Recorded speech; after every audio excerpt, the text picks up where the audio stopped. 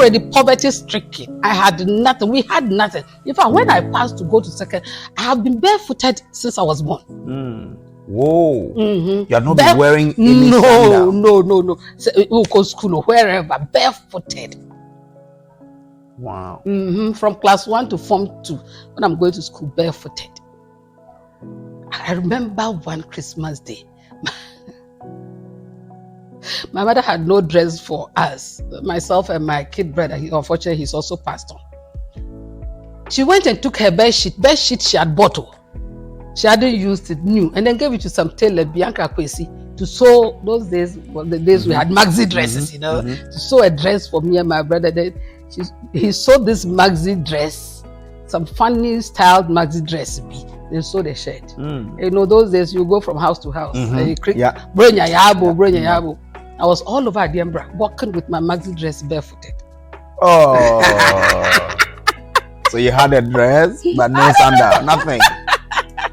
One of my classmates saw me when we opened and we go to school. The way they made fun of me. Oh, the lady without a sandal. Anyway, so when I passed to go to secondary school, I was barefooted. I was going to secondary school. I was still barefooted.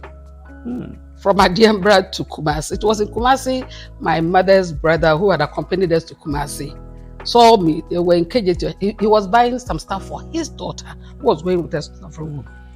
It had rained heavily. Can you imagine KJT in Shuato? It had rained heavily and I was walking.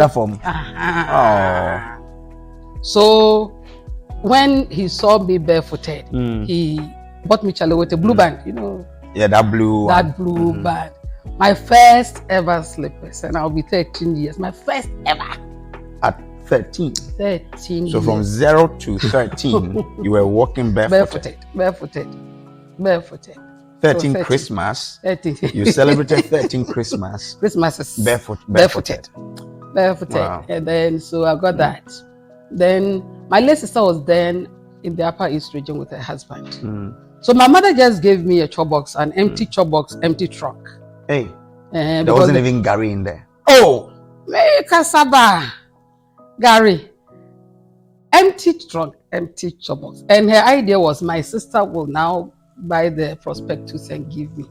Now, when my sister just gave me, I think 2 tins of milk, 1 box of sugar, those small ones, and then a tin of Milo. Then I came home. I didn't know how to prepare shito. I had never done. My mother went and bought plenty tomatoes and stuff and so I should prepare shito.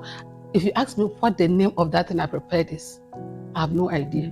By the time I got to school, it was spoiled. So I had to pour everything away. So I was like, there's the 2 tins of milk, 1 tin of Milo, and then that small box of sugar. And then I got to school, and then I felt so seriously sick. So sick. And nobody was, I looked poor. I looked so poor, nobody even wanted to have anything to do with me. So I was sick, I was lying in the dormitory, nobody was even asked, if come, are you not going to school? So the tin of Milo, the 2 tins of milk, within the 2 weeks, everything is finished. That's serious. So what really changed the way you were? Because you were from a very poverty-stricken home. Yeah. What then changed it for you? I think it's grace. Because seriously, it will go on for years. It will go on for years. Poverty is the reason why I couldn't go to university immediately. I didn't.